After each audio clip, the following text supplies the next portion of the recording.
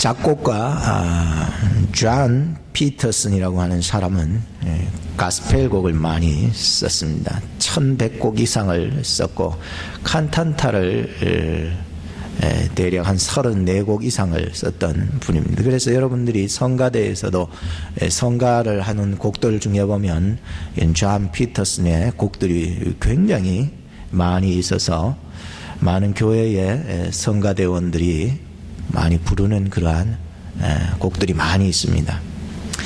제가 어릴 적에 교회를 다니면서 또 이렇게 불렀던 노래가 하나 생각이 나서 오늘 말씀을 준비하면서 오늘 말씀과 좀 매치가 되지 않을까 생각을 해서 한번 1절은 불러드리고 나머지는 읽어드리겠습니다.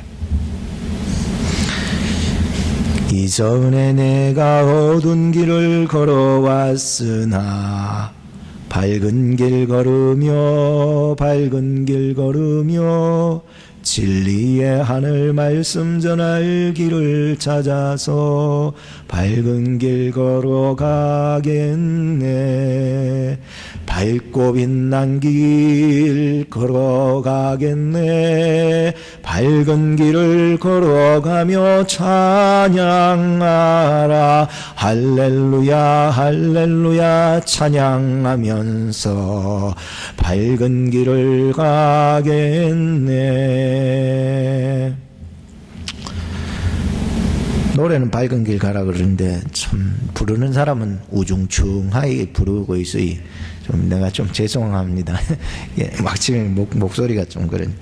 2절 가사에 보면 주 예수 나와 함께 하사 동행하시니 밝은 길 걸으며 죄에서 벗어나서 자유함을 얻도록 밝은 길 걸어가겠네.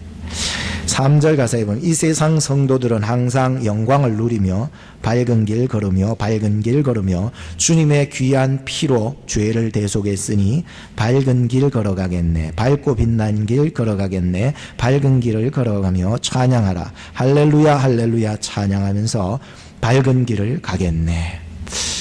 저는 여러분들이 예수를 믿으면서 어두운 길을 걸어가지 마시고 이제 죄사함을 얻고 주님의 비추시는 그 빛 가운데로 걸어가시게 된다면 여러분들의 인생은 긍정적인 삶, 또 하나님이 기뻐하시는 삶, 열매 맺는 삶이 되리라 확신합니다.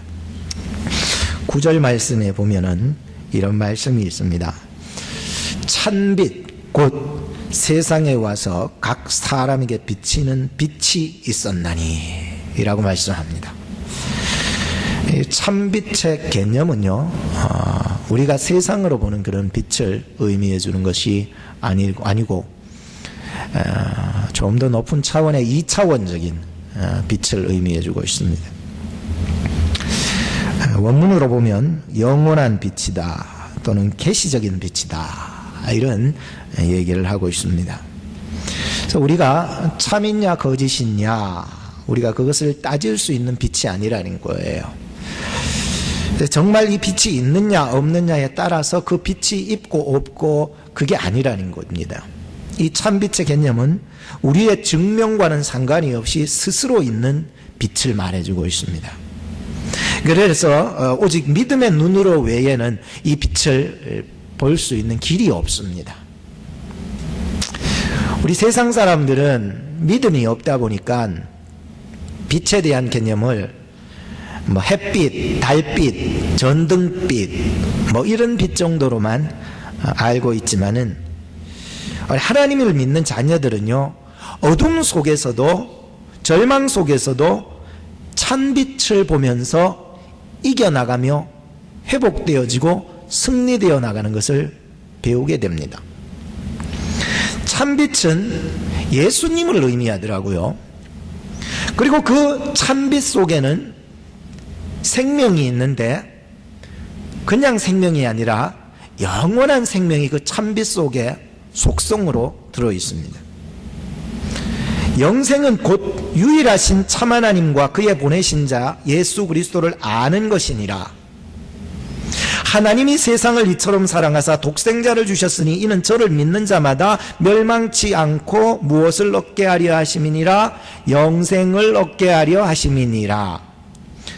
오직 이것을 기록함은 너희로 예수께서 하나님의 아들 그리스도이심을 믿게 하려 하며 또 너희로 믿고 그 이름을 힘입어 생명 곧 영생을 얻게 하려 함이니라.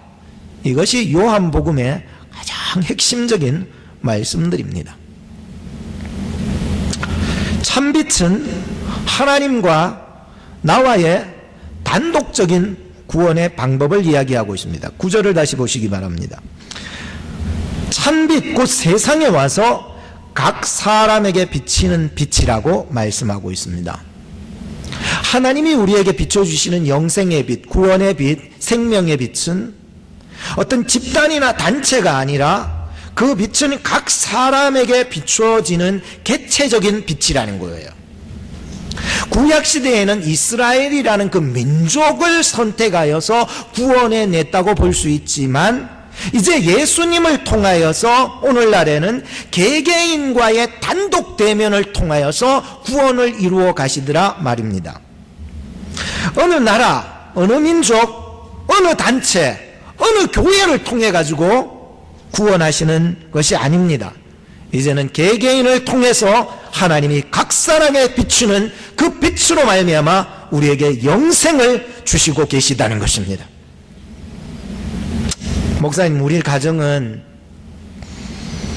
어릴 때부터 우리 할아버지도 믿고 우리 아버지도 믿고 저도 믿으니까 가문 대대로 믿으니까 당연히 나도 구원을 받았다고 이렇게 얘기하면 안 됩니다. 왜? 구원은 집단이나 단체나 가문으로서 받는 것이 아니라 각자에게 주시는 하나님의 빛이 되어야 되기 때문입니다. 하나님, 그래도 우리 남편이 나보다도 예수 잘 믿는 것 같은데 우리 남편 때문에 나 그냥 덤으로 그냥 믿어서 그냥 덤으로 그냥 구원 주시면 안 되겠습니까? 영생 주시면 안 되겠습니까? 안 됩니다. 왜? 구원은 개체적이기 때문입니다. 하나님과의 단독 대면이 일어나야 됩니다. 그래서 우리는 교회를 이렇게 다닌다고 해서 이 무리 속에 그냥 묻혀 있다고 해서 얻어지는 것이 영생이 아닙니다. 그냥 분위기에 휩싸여서 주여 그런다고 해서 얻어지는 것이 구원이 아닙니다. 구원은 전적으로 하나님과 단독 대면이 일어나야 됩니다. 하나님과 개별적입니다. 하나님께서 구체적으로 주십니다. 하나님과의 개인적입니다. 하나님과의 전인격적인 만남을 통해서 믿어질 때에 이루어지는 것이라는 거예요. 그래서 우리는 그렇게 하나님에게 부름받아서 여기에 앉아있는 곳, 이곳이 바로 교회라고 말할 수 있는 것입니다. 베드로전서 2장 9절에 보면 그러나 너희는 택하신 족속이요 왕같은 제사장들이요 거룩한 나라요. 우리 각자에게 이제는 정말로 하나님을 만나서 믿음을 통하여서 예수 그리스도와의 그 개별적인 인격적인 변화를 통하여서 하나님께 나아가는 것이지요. 그래서 택하신 족속이요 왕같은 제사장이요 너희가 거룩한 나라요 그의 소유된 백성이니 이는 너희를 어두운 데서 불러내어서 그의 기이한 빛에 들어가게 하신 이의 아름다운 덕을 선포하게 하려 하심이라고 이렇게 얘기하고 있습니다. 구원은 절대로 교회 다닌다고 덤으로 얻어지는 게 아닙니다. 집안 대대로 믿었다고 얻어지는 게 아닙니다. 성경에 보면 함께 두 사람이 맷돌을 갈다가 두 사람이 함께 밭을 갈다가도 한 사람은 데려감을 당하고 한 사람은 버려둠을 당한다고 얘기했습니다. 우리가 하나님 앞에 영원한 생명을 얻고 구원을 받을 수 있는 이러한 것은요 각자의 믿음의 고백이 이루어져야 되며 그 속에서 영생을 경험해 나가는 게 필요하다고 말씀드리고 싶은 것입니다. 주님은 우리의 죄와 또 절망과 사망 어두움에서 불러내어서 여기에 앉혀주신 줄로 믿으시기 바랍니다. 그래서 우리 교회가 된 거예요. 그리고 그분의 빛 가운데로 거하게 하시며 우리는 날마다 그 빛에 거하며 살아가게 하셨다는 사실도 꼭 믿으시기 바랍니다. 그래서 그 안에서 영생의 기쁨을 누리며 선포하며 예수님 전도하며 살라고 얘기한 것입니다. 10절과 11절 말씀을 보시기 바랍니다. 그가 세상에 계셨으며 세상은 그로 말미암아 지음바 되었으되 세상이 그를 알지 못하였고 자기 땅에 오매 자기 백성이 영접지 아니하였으니라고 말씀합니다. 많은 사람들은 어디서 왔고 어디로 가는지 잘 알지 못합니다. 안다 해도 또 잊어버리고 살아가는 때가 많습니다. 세상의 염려와 걱정 때문에 그런 것은 중요하지 않기 때문에 그런 것은 별로 신경을 쓰고 싶지 않다고 했습니다. 내가 어디서 왔고 내 출생이 어딘지를 모릅니다. 그냥 나 엄마 아빠가 태어나게 해서 왔지요. 그거는 어리석은 자의 생각입니다. 그냥 세상적인 눈으로 바라보는 것뿐입니다. 여러분들이 어디서 왔냐라고 할 때에 여러분들의 출생지를 바로 알아야 됩니다. 그리고 어디로 돌아가야 되는지 우리의 본 고향과 우리의 진짜 집을 알고 있어야 하는 거라 말씀드리는 것입니다.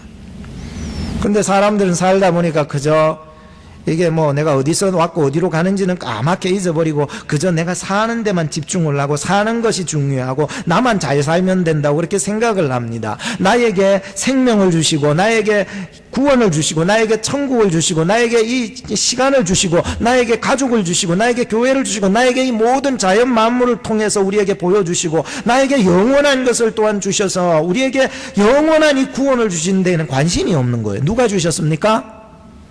우리 엄마 아버지가 믿으니까 그냥 얻은 겁니까? 그런 게 아니라고 얘기해 드립니다. 그냥 교회 다니니까 얻은 겁니까? 그게 아니라는 것입니다. 그것은 잘 믿는 사람이 믿는 것이 아니에요. 정말로 잘 믿는 사람이 이래 믿지 않아요. 그저 그냥 내가 사는 것에만 집중해서 사는 거, 그냥 뭐 나만 잘 살면 된다라고 생각하는 그런 삶은 잘 믿는 사람의 삶이 아닙니다. 다시 말씀드리지만 내가 어디서 왔고 그 출생지를 아는 사람, 내가 어디로 돌아가야지 아는 그 본 고향을 아는 사람이 되어야 잘 믿는 사람입니다. 그래서 우리 사람은요, 태어나면서부터 바로 죽는 거 연습해야 됩니다.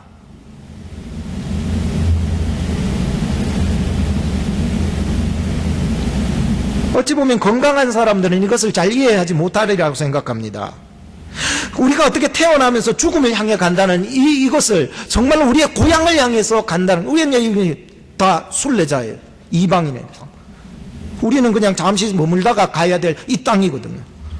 근데 여기에만 얽매여 있다 보니까는 정말로 우리의 본거지, 우리의 아버지를 잊어버리고 살아가기 때문이라는 거예요. 건강한 사람들은 잘 몰라요. 육신이 건강하다 보니까는 죽음 준비도 안 해요. 육신이 건강하고 잘 먹고 잘 사니까는 내 아버지 뭐 생각할 이유도 없습니다.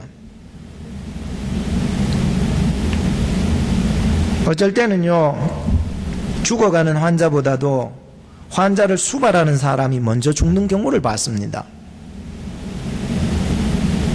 태어날 때는 순서가 있지만 죽을 때는 순서가 있습니까?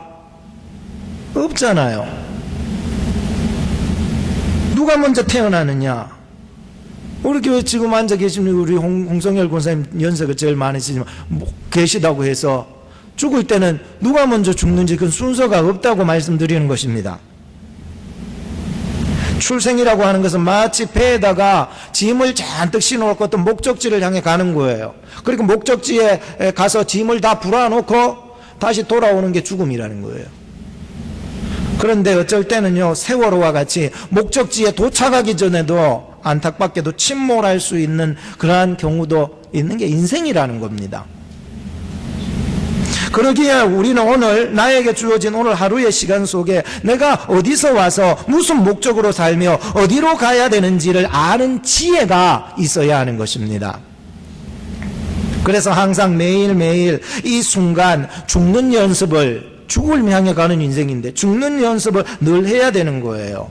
그렇다고 해서 진짜 죽는 건 아니지만 그래도 저도 어릴 적에 그 학생회를 다니면서 또 청년회를 인도하고 또 학생회를 인도하면서 죽는 연습을 많이 시켰습니다. 1년에 2차례를 시켰습니다. 수련회를 1년에 2차례를 가니까 수련회를 가면은 죽입니다. 땅을 파놓고 그 관을 열어놓고 사람 들어갑니다. 죽는 연습을 하는 거예요. 근데 들어가기 전에 뭘 쓸까요? 유언장을 쓰면 유언장. 내가 이제 마지막으로 가는데, 그래서 제가 그걸 보고 얼마나 웃기도 하고, 이 아이들이, 이 청년들이 얼마나 웃긴 얘기를 적는지, 근데 그 속에는 진지한 얘기가 들어있더라고요. 아, 이런 애들이 어떻게 이런 말을 쓸까 싶을 정도로 자기 동생한테 몰래 몰래 해먹었던 것들, 이런 것들도 다 기억하면서 다 용서해 달라고 그렇게 적어 놓고요. 엄마한테 잘못했던 거 용서해 달라, 사랑한다, 이렇게 유언장을 적어 놓은 거야. 자기 이제 간다고. 그러면서 죽음을 준비해 나가는 거예요. 오늘 우리 교인들한테 숙제를 하나씩 낼까 싶은데, 다음 주에 유언장을 한 장씩, 다음 주에 유언장을 한 장씩 써요. 네? 안 제출해도 되니까 집에 가서 꼭 써보세요. 써보셔서 이제 여러분들이 하나님 앞에 갈 때 마지막으로 내가 남길 수 있는 말이 있다면, 그래서 우리는 이것들에 대한 연습들이 매일 매 순간 일어나야 되는 거예요. 사도 바울 선생님은 말했습니다. 나는 날마다 죽는 거야. 이 연습이 필요한 거예요. 예수 안에 죽어야 예수 안에 사는 것을 배우는 거예요. 오늘 성경 10절에도 보니까 그가 세상에 계셨으며 세상은 그로 말미암아 지은 바 되었으니인데 세상이 그를 알지 못했다는 거예요. 그로 말미암아 지은 바 되은 이 우리 인생이 그를 알지 못했다는 거예요. 과연 우리가 어디로 말미암아 지은 바 되었습니까? 그로 말미암아 지은 바 되었는데 그를 알지 못했다고 얘기합니다.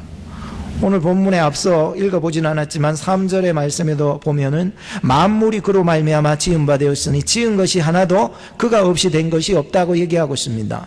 여러분 어디서 났습니까? 그냥 부모님 밑에서 그냥 엄마 아빠 결혼해가지고 하룻밤 자고 하다 보니까 그냥 생겨난 그런 얘기를 하고 싶지 않아요. 저는 이 빛에 대한 이야기는 그냥 보여지는 햇빛, 달빛, 전등빛을 얘기하고자 제가 여기에 선 것은 아닙니다. 사람들은 하나님의 은혜를 누리면서도 사는 게 너무 바빠서 참 아버지와 참 내 집을 전혀 알지 못하고 살아가고 있기 때문인 것입니다.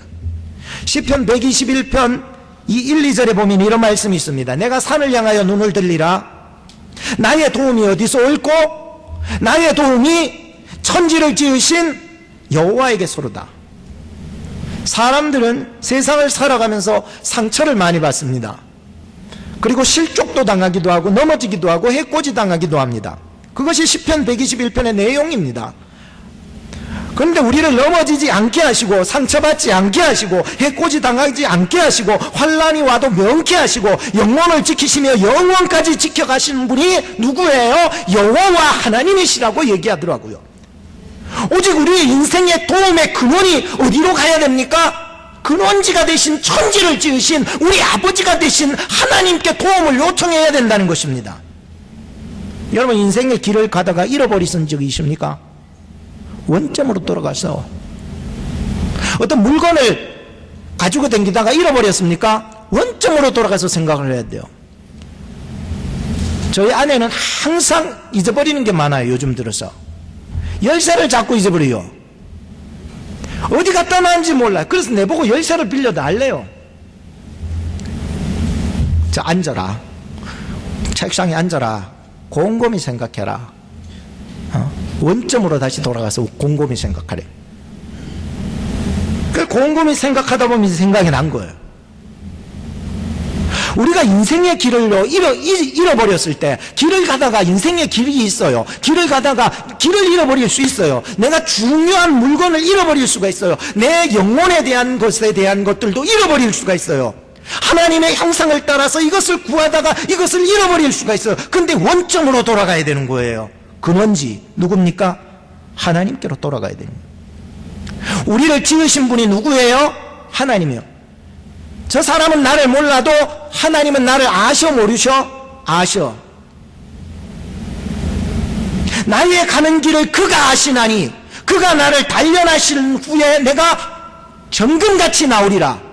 내 인생의 길은 누구도 잘 알 수 없지만 오직 나를 지으시고 나의 인생을 다 아시는 하나님께서 나의 상처받은 거, 내가 실족당한 거, 내가 해코지 당한 거, 내가 아픈 거 이거 다 아시는 하나님의 그 근원지로 가야 된다는 거예요. 다시 원점으로 가야 되는 거예요. 그래서 우리는 인생의 길을 가다가 내가 어디서부터 왔는지 자신을 잃어버렸을 때는 우리를 지으신 하나님께로 돌아가서 하나님이 보는 나를 찾아가야 됩니다. 다른 사람이 보는 내가 정확한 나는 아니에요. 또 내가 나를 볼 때에도 그거 정확하지 않아요. 나를 정말 아시는 분은 하나님이시기 때문에 하나님께로 나아가서 하나님께서 나를 보는 내가 정확한 것입니다. 이걸 찾아가야 되는 거예요. 근데 하나님께서는요, 택한 자는요 반드시 길을 잃어도 돌아오게 하셔, 안 하셔? 돌아오게 하셔. 근데 택한 자가 아니면은 아무리 올바른 길로 끄잡아 놔도 안 가. 딴 길로 가. 이게 하나님이 불택한 자들인 거예요. 불쌍한 자들이야. 너희들이 와서 제대로 믿으라고 막 강요를 하고 해도 안 돼. 자기 그냥 습성대로, 자기 버릇대로 또 나가게 된 거예요. 요한복음 1장 5절에 보면 빛이 어둠에 비치되 어둠이 깨닫지 못하더라. 요한복음 1장 10절에 그가 세상에 계셨으니 세상은 그로 말미암아 지은 바 되었지만 세상이 그를 알지 못했대. 11절 말씀에 보니까 자기 땅에 이 빛이 비쳐서 예수 그리스도 영생이 이 땅 가운데 오셨는데 자기 백성이 영접지 아니했대. 여러분 생각해 보세요. 어리석은 자가 누굽니까? 저가 어리석더라고요. 나 같은 인생이 어리석더란 말이에요. 왜냐하면 안경을 어디다가 벗어놔 놓고는 안경이 어디 있는지 찾는지를 모르는 것도 어리석은데, 더 어리석었던 것은 내가 안경을 쓰고 있으면서 안경을 찾고 다니는 거야. 내가 어리석은 거예요. 어리석은 거. 열쇠를 한쪽 손에 쥐고 있으면서 열쇠를 찾고 다니는 거예요. 나는 저희 아내보다 더 어리석은 놈인 것 같아요. 그런데 더 어리석은 게 뭔 줄 아세요? 하나님이 우리와 함께 계시는데 하나님을 구하지 않고 있는 사람이 더 어리석다는 거예요. 내가 이 세상에 열쇠를 잃어버리고 안경을 없다 해도 하나님을 잃어버리지 말아야 될 거 아니에요. 하나님을 구해야 될 거 아니에요. 하나님은 여러분 옆에 계시는 줄로 믿으시기 바랍니다. 지금 빛으로 영생으로 예수께서 이거 옆에 오셨는데 사람들이요 깨닫지 못하고 알지 못하고 영접하지 못하였다는 거예요. 오늘 하나님이 말씀으로 여러분 가운데 함께 하시며 빛으로 함께 하시며 여러분 옆에 내가 너를 사랑한다고, 내가 너를 안다고, 내가 너를 치료하겠다고 하신대. 하나님 딴 데 가서 찾는 사람이 있어. 누가 어리석은 자입니까? 자기를 못 보는 사람 어리석습니다. 남을 못 보는 사람 어리석은 사람입니다.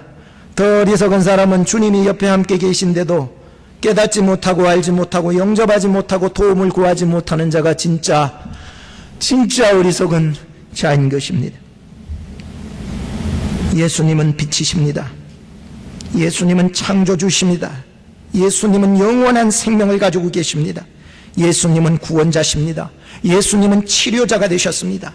예수님이 가시는 곳마다 놀라운 기적들이 일어나고, 예수님이 가시는 곳마다 죽었던 것들이 일어나고, 예수님이 가시는 곳마다 썩어 부패하여진 것이 생명이 얻게 되고, 예수님이 가시는 곳마다 바다와 파도가 잔잔해지는 역사가 일어나지 않았습니까?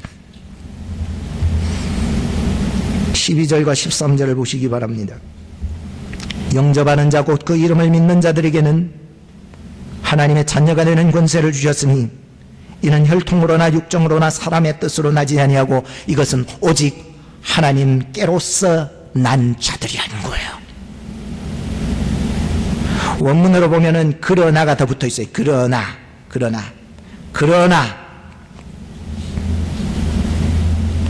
영접하는 자 곧 그 이름을 믿는 자들에게 관한 이야기를 지금 중요하기 때문에 지금 그러나를 붙여서 지금 12절과 13절을 아주 강조하고자 하는 것입니다.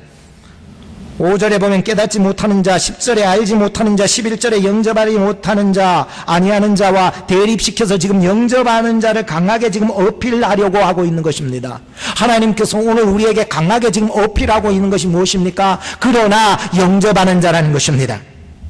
영접한다는 것은 한 개인이 그리스도를 단독적으로, 직접적으로, 구체적으로, 개인적으로 단독 대면하면서 전인격적으로 받아들이는 것을 영접이라고 말합니다. 이것은 신뢰한다는 말보다도 더 강력한 표현이며 더 중요한 표현으로 얘기되고 있는 것이 영접한다라고 하는 이야기인 것입니다.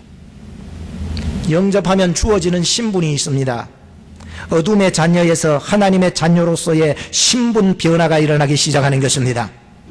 이것이 어디로부터 주어진 것입니까? 그 근원지는 혈통으로 주어지지 않는다고 했습니다. 육체의 혈연관계 아니라고 했습니다. 육정으로 주어진다. 인간의 욕망, 권력, 부, 명예 이런 것으로 주어지지 않는다고 했습니다. 사람의 뜻으로 주어지지 않는다고 했습니다. 인간의 이성적 노력, 수양, 율법 준수, 인간의 힘과 인간의 의로서는 구원될 수 없다라고 이야기하고 있습니다. 그러면은 어떻게 되는 것입니까? 영접하는 자, 곧 그 이름을 믿는 자들에게는 하나님의 자녀가 되는 권세를 주셨으니 이는 혈통으로나 육정으로나 사람의 뜻으로 나지 아니하고 오직 하나님께로서 난 자들이라는 거예요. 여러분이 만약 혈통으로 얻었다면, 여러분이 만약에 육정으로 만약에 내가 구원을 받았다고 생각한다면, 여러분이 사람의 뜻으로 이성적인 노력이나 수양이나 율법의 어떤 행위로 말미암아 여러분들이 영원한 생명을 얻었다고 생각한다면 그 구원은 하나님의 자녀와는 전혀 상관이 없는 불법 복제된 위조지폐인 거야.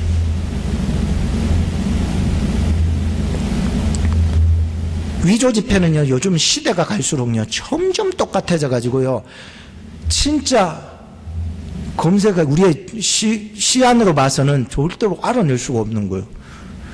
저 사람이 진짜 믿는 것 같은데, 그런데 하나님 앞에 가니까 이건 엄청난 거예요. 다 부서지는 거예요. 하나님 앞에 걸리면 끝장나는 거예요, 이게. 어디 신앙도 불법 위조된 위조지폐처럼 신앙생활 하는 사람이 있어요. 혈통으로, 육정으로, 사람의 뜻으로. 그런 거는 하나님의 자녀와 상관이 없습니다. 구원하고 상관이 없고 영생하고도 천국 상관이 없습니다. 하나님 앞에 가면 그냥 이 땅에서는 위조지폐처럼 삽니다. 그런데 하나님 앞에 가면은 들통납니다. 끝장나는 거예요. 이거를 일컬어서 세상에서 만들어낸 인본주의적 구원의 욕구일 뿐이다, 이렇게 표현할 수 있습니다. 13절에 마지막에 보면 오직 하나님께로서 난 자들이라고 하는 것은 그럼 뭡니까? 정품이라는 거예요. 정품. 오늘 여기 앉아 계신 분들은 다 정품 교인들이 되시기를 주의 이름으로 축복합니다. 하나님의 자녀가 되는 그 정품의 길은요, 오직 빛으로 오신 예수 그리스도를 영접하는 길밖에 없습니다. 그분을 믿는 길밖에 다른 길이 없는 거예요. 오늘 우리의 관심은 나는 오직 하나님께로서 난 자이냐 하는 거예요. born again 한 거예요. 하나님 안에서 나의 믿음을 다시 한번 살펴보면서 우리의 인생이 이제는 카피본으로 살지 말고 참 오리지널 버전으로 좀 살았으면 좋겠다는 그런 생각을 가지고 말씀을 마치겠습니다. 이 시간 들었던 말씀들을 가지고 좀 정리해 보도록 하겠습니다. 첫째는 구원이라고 하는 것은 교회 다닌다고 집안 대대로, 가문 대대로 그냥 덤으로 받는 것이 아니라 나와 하나님과의 단독적인 관계임을 꼭 기억하시기 바랍니다.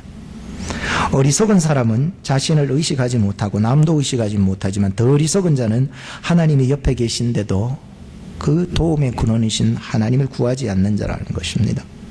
세 번째는 불법 복제의 모습을 벗어버리고 오직 하나님 안에서 예수 그리스도를 믿음으로 새로 태어나는 정품 교인이 되어야 된다는 말씀이었습니다. 이 시간 한번 기도하도록 하겠습니다. 말씀을 생각하면서 기도하십시다. 하나님을 만나게 해 주시옵소서. 하나님과 단독 대면하게 하여 주시옵소서. 그리고 정말로 바로 옆에 계신 그 하나님을 도움을 구하게 하옵소서. 또 우리가 정품 교인으로 예수 그리스도 안에서 정말 믿고 본 어게인 될 수 있는 그러한 정품교인으로 다시 태어나게 해 주시옵소서. 우리 말씀을 생각하면 기도하고 또 아픈 분들을 위해서 기도하시되 우리 고소연 집사님을 위해서 더 간절하게 기도해 주시기를 바랍니다. 장복순 권사님을 위해서도 계속 기도해 주시기 바랍니다. 또 하나는 성령 충만해서 성령의 열매 맺는 그런 삶을 살게 해달라고 기도하시기 바랍니다. 이 세 가지 기도 제목을 가지고 기도하겠습니다. 기도하십시다.